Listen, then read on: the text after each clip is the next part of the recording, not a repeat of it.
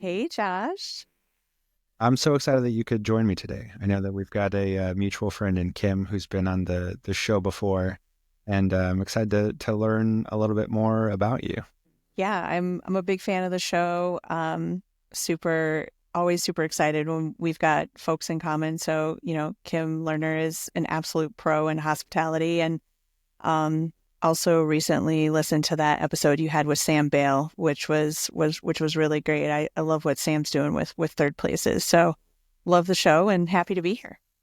Yeah, thanks so much for joining me. So I think a good place to start is just a little bit of understanding of what your role in hospitality is and has been. Yeah, absolutely. So, former wine bar owner and award-winning sommelier with over 3 decades. That's kind of crazy to say, of experience working in and around restaurants. There's this term that has really sort of come into the zeitgeist that seems really popular right now, which is talking about portfolio careers. And I definitely think that I've got that when it comes to hospitality. I've had the good fortune of working in wine, in tech, in marketing, in partnerships. And that has really sort of, kind of developed who I am as a person and my career. So, really fortunate to work at some great restaurants coming through college, funding my college education while working in restaurants, like a lot of folks do. And got that bug, and in one way or another, it's sort of always stuck with me. So that's the the elevator pitch story of my career in hospitality. Why wine? So I have always really been into like geography and storytelling. My grandfather, when I was growing up, had all of those old National Geographic magazines. I like grew up like reading those. I was super into those. And, I that was really sort of, I think, when I got curious about just other places in the world. I think that happens for a lot of us. And when I started working in restaurants, once I turned 21 and I was, going to college, I didn't grow up with wine on the table. That just wasn't the way that I grew up. So, I was like, okay, like this seems like a whole new world and this seems really exciting. And also felt like a way that I could explore hospitality similar to back of house. And when I was coming up, the sommelier certifications and whatnot and where they are today, just it wasn't as popular. It wasn't as well known. And um, really was like, okay, I don't necessarily want to go the kitchen route, and the wine route really seemed plugged into the storytelling and the fact that I loved writing and geography. So there were a lot of things that I think led up to it. And it was delicious and fun. And the industry was in a time, wine was popular, and, the numbers for the wine industry looked very different than they look today. And it was an exciting time. And yeah, so that's sort of why I sort of picked that wine path at that time in my career. Is it possible to be a sommelier and not drink? Yes, I do think it is. I also think it's a very new terrain that we are exploring here. Because if you had asked me that 10 years ago, I would have said no. I would have said absolutely not. And so I think that a couple of different things. First, the quality of de-alcoholized wines, the access, the opportunities, they just weren't there, as well as also just the zero proof world in general. And so, you know, I think that's part of it. And I also think that we have a different mindset that you can absolutely have a career in something and not overly consume it. I feel like a lot of the conversations I have with folks isn't necessarily about, alcohol, but it's about consumption. And so, there's a lot of different mindsets there. And so I do think that you can be a sommelier and not necessarily be a drinker. I think that is possible. What has to change within you if you're somebody who is a drinker and who decides to be a non-drinker? What's the shift look like in the way that you approach the job? So something that I found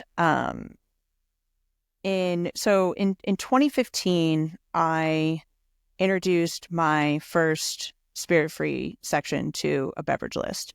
And then I would go on after that to like oversee teams at Michelin-starred restaurants where we were creating what would be known today as wine proxies or alternatives. We're doing riffs on, New Zealand Sauvignon Blanc and Shiraz and sparkling rosés. And at that time, when I had brought it into my career, that was not how I was living, right? I was like, I understand this makes sense to have inclusive hospitality when folks come into your restaurant. And I don't think I don't think it's by accident that at that same time, I also introduced yoga to my life. And I think the difference is this concept that we talk a lot about in restaurants, but we don't necessarily bring into our life, which is slowing down to speed up. When we are working and living in a life that is in the beverage world, we are, we're constantly going, we're constantly going to the next thing. We always have to have, education and understand pairings, we're constantly going. And it wasn't until 2015 that I started to slow down personally that it started to plant the first seeds of, okay, there's a wellness through line that I think is needed more in my life. And at the time, I was a business owner, right? Which that is just filled with all kinds of anxiety and stress and whatnot. And so I do think, and sometimes when I talk about yoga or, and my yoga practice eventually moved into meditation, I used to bristle at even the thought of meditation. And I can imagine some of your listeners, they hear yoga and meditation and they're like, oh no, that's not for me. And I used to be that person too. So, I want to say that. But it was that slowing down that gave me the ability to get curious about, what is my relationship with what I'm consuming in my life, which included alcohol. What did that check-in feel like? Like in 2015 when I started doing yoga.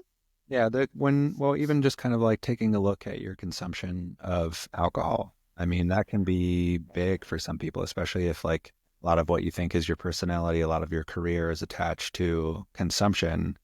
It can be a difficult thing to kind of like break ties with in some regard, right? Absolutely. Your worth is completely tied to this beverage and what you're consuming. And it was hard.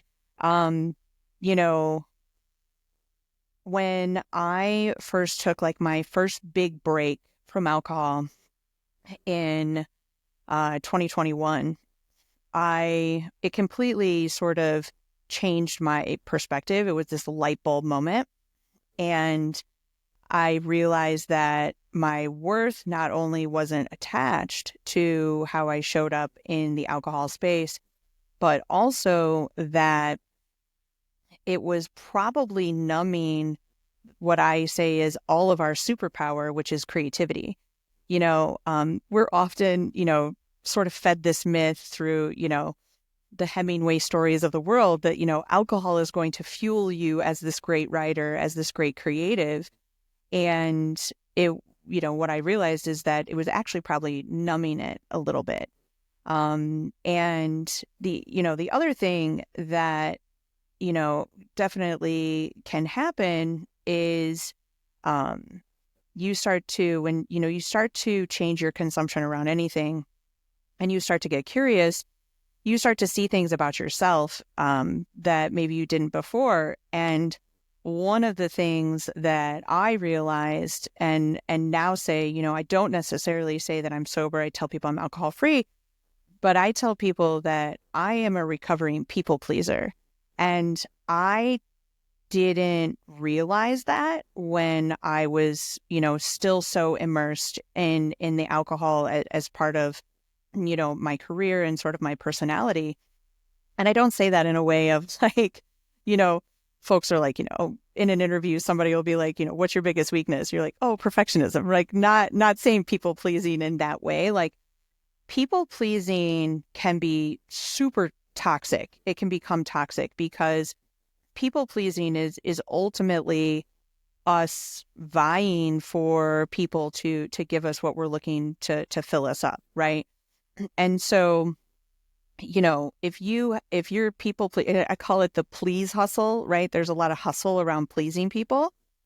And when you're stuck in that, it can become very toxic. And if you put any kind of unhealthy consumption on top of that, that's just adding fuel to the fire. So I was able to, in that slowing down and, my first sort of big breaks in a term that is very common now, which is obviously mindful drinking, um, it really allowed me to sort of step back and say, okay, sort of like what's really going on here, um, and open a whole new world.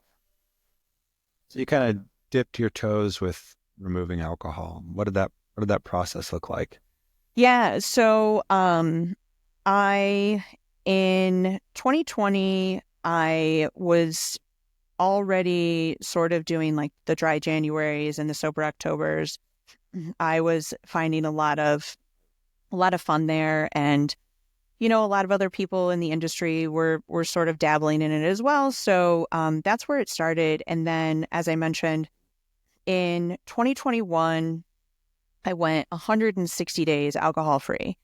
And not only did it change, my physical and sort of mindful perspective, but I was also finding winemakers and wineries that I had a lot of respect for in my career that were making de-alcoholized wine. So in that sort of 5-year span, de-alcoholized wine really was making a lot of headway in quality and availability.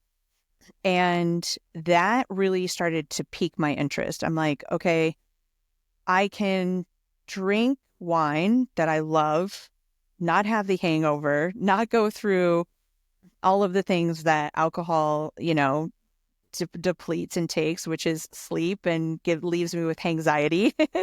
And I can also, sort of continue to support this industry that I love and have built sort of a career around.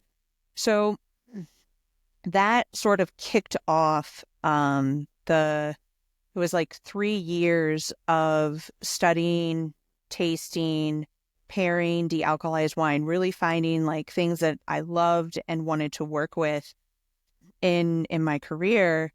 And all the while when I was taking breaks, I was feeling great.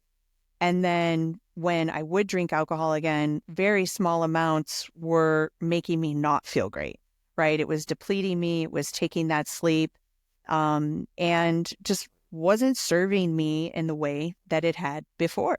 So that sort of led up to 2023 when I had what I call like my anti-rock bottom moment. You explain that? Yeah, sure. So, Like I've ever heard that before. so I had the opportunity, I was at a work dinner and I had the opportunity to dine with one of the world's best chefs, one of the world's 50 best chefs.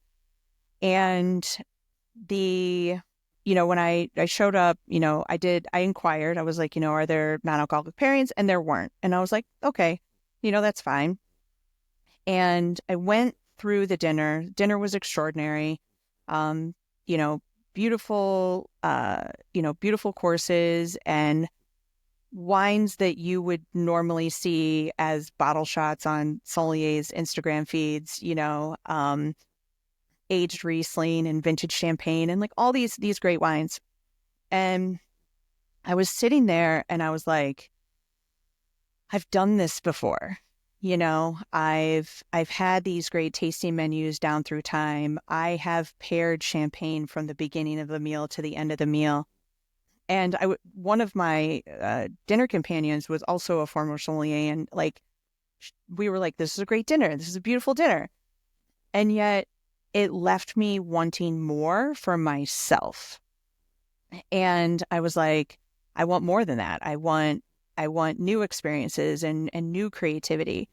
And so I was already planning to do dry January. The dinner fell in December, the middle of December in 2023. And I was already planning on doing dry January, and um, I wasn't going to drink the rest of the year because I had already introduced, de-alkalized sparkling wine for New Year's Eve. So I already had all these plans, and I was just like, okay, this was a great dinner. This is an amazing dinner, and it's the end of the year, and I want to sort of get a jump start on dry January. So, um, made the choice, and I tasted a little bit of the wines throughout, but didn't finish any of my glasses, and was just definitely this mindful experience with the dinner. And then by like mid January, I was like, I'm definitely going to go another 90, 100 days. And then after, I hit that mark of 100 days, I was like, if I want to drink, I will. But if I don't, I won't.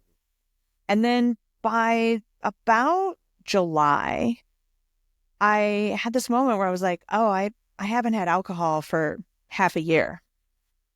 And had this moment where I thought, what if your story of the last time you had alcohol is about this great dinner with this amazing chef, excuse me, to show people that like there's never a good time to quit. Mhm. Yeah. I know that feeling. I feel like when I decided to remove alcohol, I quit with the intention of like coming back to it, essentially. Thinking like, there's going to become these like great opportunities where drinking will make sense. And then I feel like when enough time had passed, none of those experiences that I thought would crop up ever really did. And if they did, I had a different mindset about it. And my friend Megan Lee, who's been on the show, she and I had a conversation, and she had this like really beautiful approach to it, where she's like, when I think about drinking, I think to myself first, I've had this experience, and I've had it to a degree where I don't necessarily need to repeat it because I've taken from it everything that can sort of exist from that. And that really resonated with me because like when I can say to myself, I've had this experience, it makes the new experiences like that much more attractive. And I think like when I boil it down, like that's really kind of like part of my sobriety story, is that if I went back to it in any way, I know how it would make me feel, whether in the moment or like the day after. But I've been given so many gifts, both big and small, through the removal of alcohol that like I'm still pleasantly surprised, even 8 years in now, that I would rather chase that unknown than to ever like dip back into that feeling. Yeah, absolutely. And the world that it opens up for us is absolutely something that I don't think I'll ever want to give up. It's like I hit that year mark and it was like, all right, let's keep going. Let's see what happens here. And it's opened up a whole new world of creativity and collaboration and community for me that I don't believe would have been available had I kept drinking, because that was keeping me sort of in boxes that I couldn't necessarily see past at the time. Are there things about it that you think could define that was keeping you from those moments of creativity or community or collaboration? Fear, 100% fear. Um, we talked about our mutual friend Kim Lerner. She turned me on to this book called The Perfectionist Guide to Losing Control. Absolutely amazing book that I highly recommend for anyone, because the book doesn't say that you should try to get rid of your perfectionism. You should actually embrace it. And that so much of that people pleasing, perfectionism, all of those things is fear, right? It's, fear of doing something different, fear of being ridiculed, any kind of shame. So the big thing was fear. And a lot of times alcohol or anything we're consuming, again, back to that consumption, it numbs that fear. And when it numbs that fear, it's also numbing your creativity, because the fear is showing you like what you should go after, what you should like take that leap with. And so, yeah, fear for sure. Yeah, totally get that. Um, I guess what were some of the early gifts that appeared to you? What were you noticing within yourself when you kind of like had that realization that there's like the removal of this could potentially give me more than maybe I knew what I was signing up for? Wow. Yeah. So, as someone that was, I was an entrepreneur, I owned a business and I closed it. And one of the things that I talk to a lot of folks about who have closed businesses, especially in the restaurant industry, is that there's a grieving process to that. And that really set me up, I think, for when I let go of alcohol, because there's a grieving in that as well. And in that grief, we make more space for what is available to us. And after I closed my wine bar, I went and took a job in tech. Um, and, I also talked to folks who are entrepreneurs, like, don't don't be ashamed to go take a job and take a break and take care of yourself and get out of debt if you need to, because that's a big part of it. But what it opened up for me was that I was ready to create again. I was ready to be an entrepreneur again. Um, and I don't think that would have happened if I hadn't had removed alcohol. I think I probably would have kept going along this line of perceived safety in the job, and all of the things that come with it. And it really opened me up to get back into playing music, writing. That was a big one. Like, I have written on and off my whole life, and pretty much stopped when I owned the business, because so much of my writing, my work was going into the restaurant when I owned it. So it really just opened up being able to create and act on it and connect with other creatives that were even outside of hospitality. So that was a big sort of light bulb moment when that started happening. I know that feeling because I write also, and I feel like even when I was drinking, sometimes things would appear and you'd be able to lock into it and go and create. And I was like blown away by how open the window was. Like when I gave up alcohol, I have like a running tab on my computer called "Homes as They Arrive," because early on I felt like they would just sort of like trickle in, but now creativity in that regard arrives as a rush. And sometimes there's like so much where you're like, oh, I need to write all of this down because all of this could become something, and you really wonder where it comes from. And you're speaking a little bit earlier about things like creativity being dimmed. And it's just like you think so much about alcohol being there in use of numbing the things that you aren't able to or are unwilling to deal with. But in doing so, you're so blind to all the beautiful things about you, whether it's like your true ability to like listen to people, or your joke telling, or the fact that you can dance on the ones and threes when you didn't think that you could. And just like so much of your true natural self and beauty comes to you when you kind of like clear space for that. Um, how does your creativity arrive for you? And and how do you pounce on it? Yeah. So, I've always been a notebook collector. I have always multiple notebooks going at once. Um, I always have a small notebook with me, like in my backpack, like wherever I go. And so I'm always writing things down there. I do physically write pen and paper. I make sure that I do that every single day, whether that's journaling or creative journaling, creative pages. Um, and the other thing that I do is when I'm feeling stuck and I know it's there, is that then I turn to something else that isn't my normal medium, like writing and whatnot.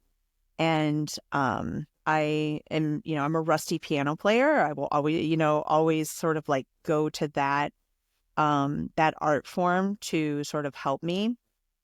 And I use both writing anywhere in my notes app is full of ideas, as I'm sure a lot of people's are. So it's always like writing it down in the moment, seizing it and then, sort of coming back to it.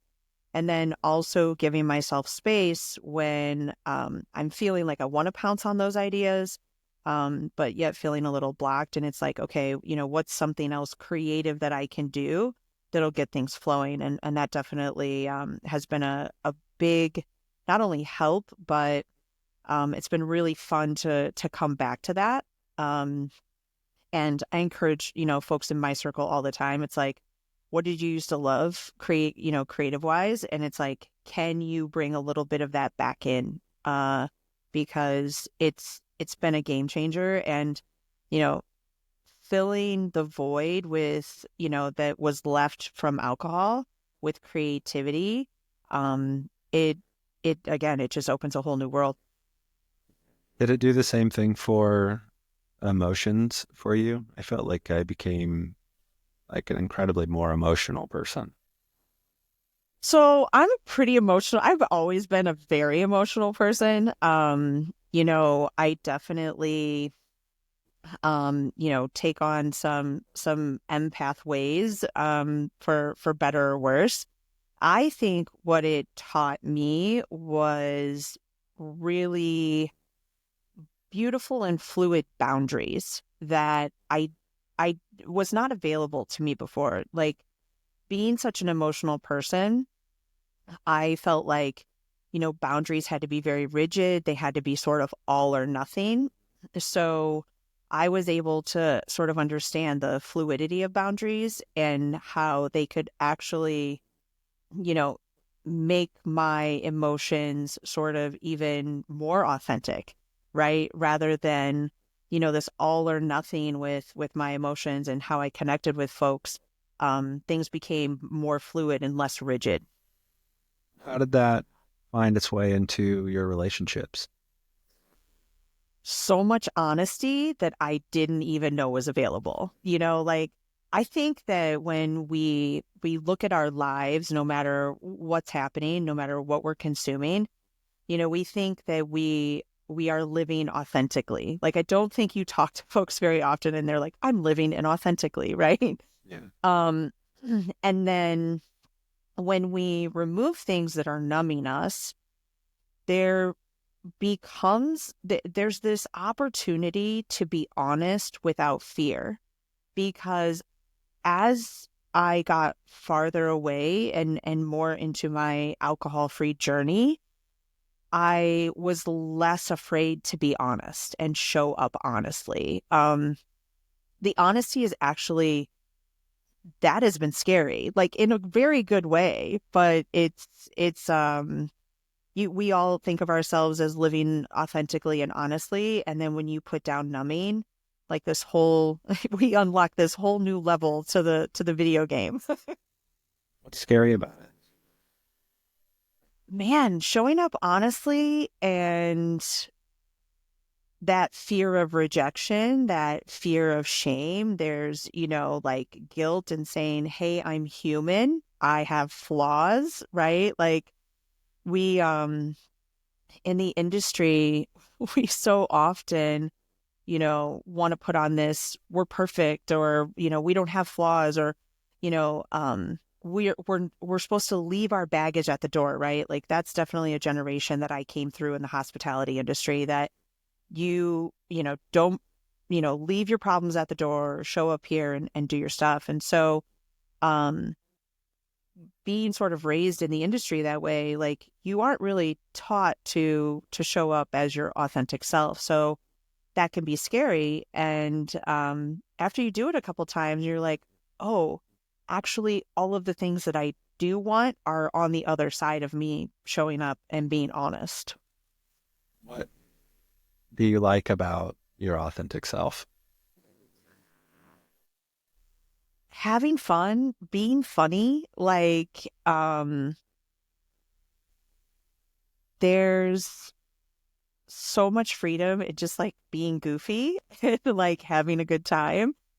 And I feel like we aren't allowed to necessarily show up and be goofy. We're taught we have to, take ourselves so seriously. And this is, wanting to be like, this is a legitimate craft and this is a legitimate, career, which it very much is. And, um, but being able to show up and sort of be goofy and have fun with folks, in a way that isn't surrounded by alcohol is probably been one of the more freeing things in the honest side of things.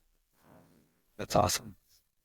I've got couple questions about, non-alcoholic wine Mm. and how it's viewed as a professional. Uh-huh.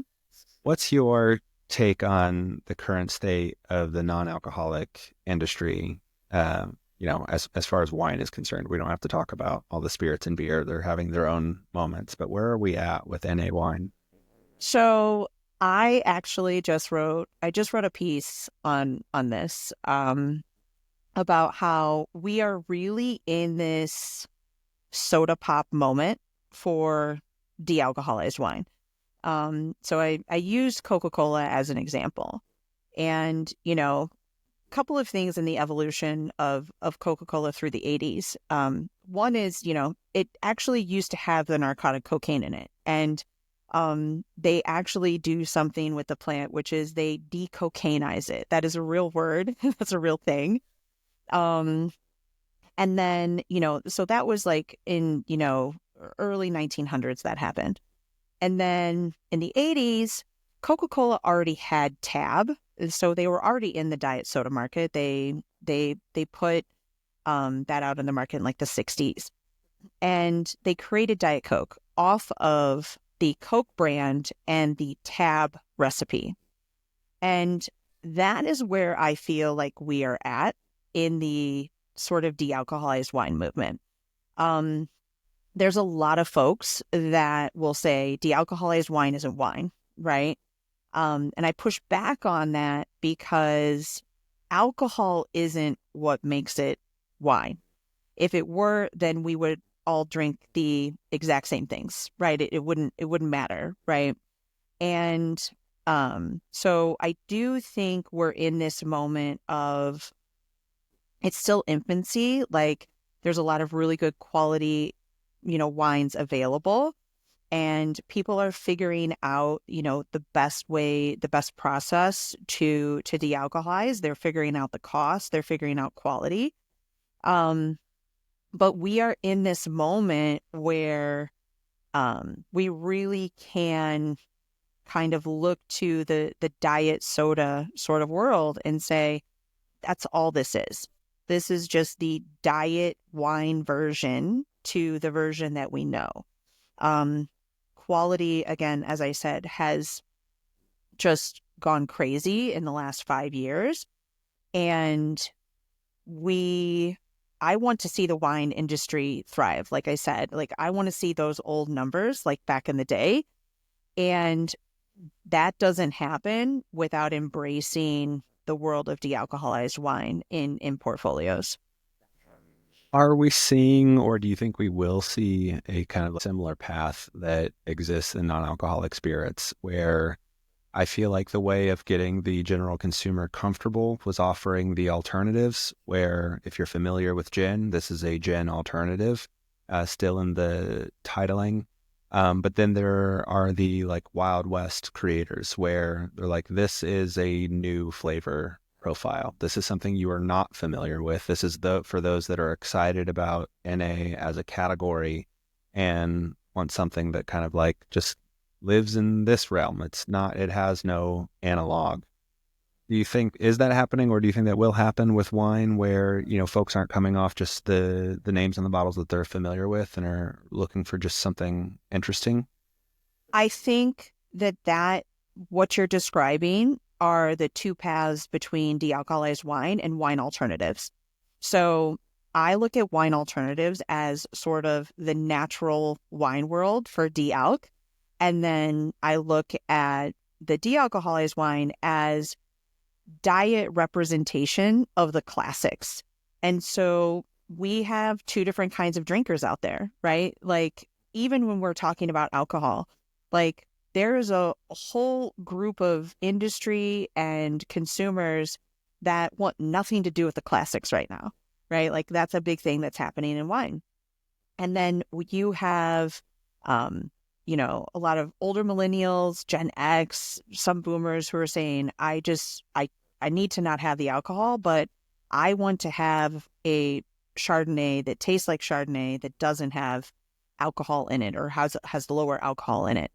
And so I think that we're seeing I think there's two paths here. Um, and I think that you you can't present the you can't present the diet version and expect it to taste like the regular version. And I think like that's going to be an important point. How does it change your role as far as like the way that the wine is talked about? Because even if I think about all of the times that I've like sat through, a tasting event or something like that, it's the speaking of the terroir, it's speaking of the individuals who wanted to create this flavor profile, and a very scant portion of that is actually spent on the amount of alcohol that is in the bottle. So much of it is just kind of like, a flourish of storytelling. Is there a divide in the way that you talk about NA wine, or is there sort of like a new script that this takes on? In my experience, it takes on storytelling even more because the people who want to drink wine that don't necessarily want the alcohol, they don't care about the tech sheet. They don't think about wine the way that professionals think about wine. And I think sometimes we forget that. And hey, there are a small, portion of the consumers that do care about the tech, right? But, generally speaking, people don't care about the tech. They care about the stories. They care about the experience. What does this represent in my experience? What is it going to, provide and enhance for the experience? So I think that the storytelling matters even more and the tech matters less to the consumer. Now, if we're going to get the industry to really embrace it, they have to understand the tech. And I think that that's important to differentiate. If you only had a moment tableside with a guest, how would you describe the removal of alcohol from wine? From a like technical perspective or just like generally? Do both. Technical perspective, I would again use the analogy of either Diet Coke or decaf coffee. Like I would not get specific into here's the cone method. And, I wouldn't get into that because they don't care, right? It'd be like, do you know how Diet Coke happens? Do you know how decaf coffee happens? Yeah, that's what we're talking about here. From a sort of storytelling perspective, and a lot of wineries do this, they talk about it being liberated from alcohol.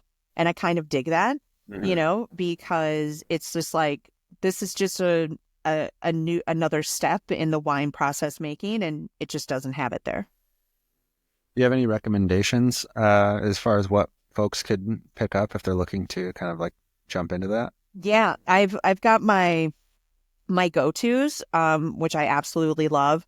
So what changed the game for me in 2021 and continues to be my go-to wine are the Eins Wine Zero wines from Josie Lights. Love those. And anybody who is in the hospitality industry, may be familiar with that Lights name. Like Josie's like one of the best Riesling producers in the world. And their entire portfolio is something that I love, not only for the quality and the experience, but also because they haven't just embraced dealcoholization, they also offer a lot of their selections in can. And I have been bullish on cans, wine and can for years, even before I ditched alcohol. Um, because it meets people where they're at. And, I talk to restaurants a lot about the fact that you can bring the cans in and you're not going to get that loss. If like I come in and I want to drink 2 glasses of this, you're not going to get the loss if nobody else comes in and wants to like finish the bottle. Um, so that is my go-to always, and was really the foundation for me in this sort of journey. And then I love the Oddbird wines. They're really great as well. And I like the naughty wines, the Thomas and Scott naughty wines. I think they are probably some of the best bang for your buck, especially if you're on premise or retail. Um, in their the sparkling rosé and the red specifically are two of my favorites from Thomas and Scott. So those are probably, three of my top wines for sure.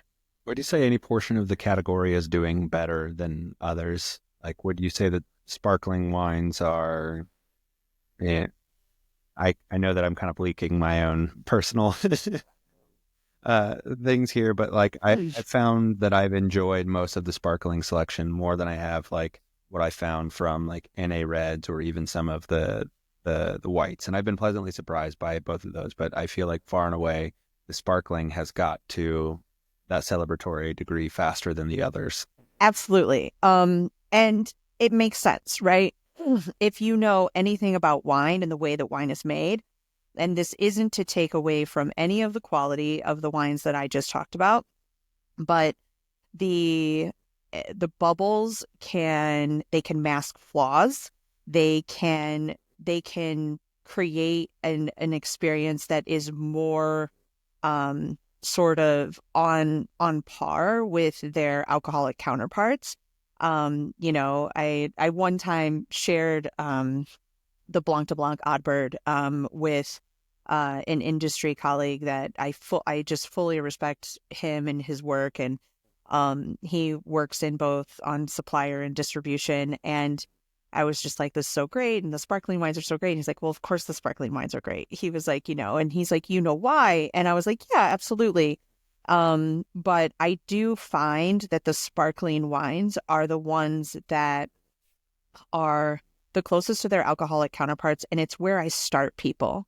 You know, like I always say to people, it's like when you take your friends for sushi for the first time, you don't take them to the deep end, of the raw fish and the live fish and all that kind of stuff. You start them on tempura and California rolls and things like that, right? So same thing with non-alcoholic. I feel like it's a great introduction.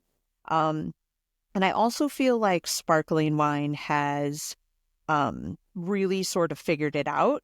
And I've said this over and over, but the first winery that really figures out the big sort of cab red of quality of what people are expecting, like that's going to break through in a major way. But the sparkling and the higher acid white wines really hit well for me as far as quality and availability goes. Awesome. Back on the personal side of things, I just usually like to ask this as a closer, but what do you love about yourself? I love that I am not afraid to be a creative person again. Um, we show up in creative ways in our jobs so often that we don't give ourselves credit for. And a lot of times then it depletes us in our everyday life. And so you have to love yourself a lot to say, I'm going to create and I'm going to put this out there. And yeah, that's definitely something that has come through, specifically in like the last, I would say 6 months, because, I'm still early in the journey, right? I just crossed a year alcohol free in December. What do you hope happens next with your alcohol-free journey? Showing other hospitality professionals that there is a there is a path that doesn't have to be all or nothing, and that you don't necessarily have to work a program or consider yourself sober to be able to simply say, let me get curious about my consumption, let me slow down to speed up, and maybe make a change that will make a little bit of space for that superpower of creativity. I think that we talk a lot about sort of these zero proof experiences for consumers, and we don't necessarily talk about what does that look like in hospitality. And so really um welcoming other folks into the journey is something that I'm looking more forward to. Love that. Thanks, Liz. Thanks, Josh.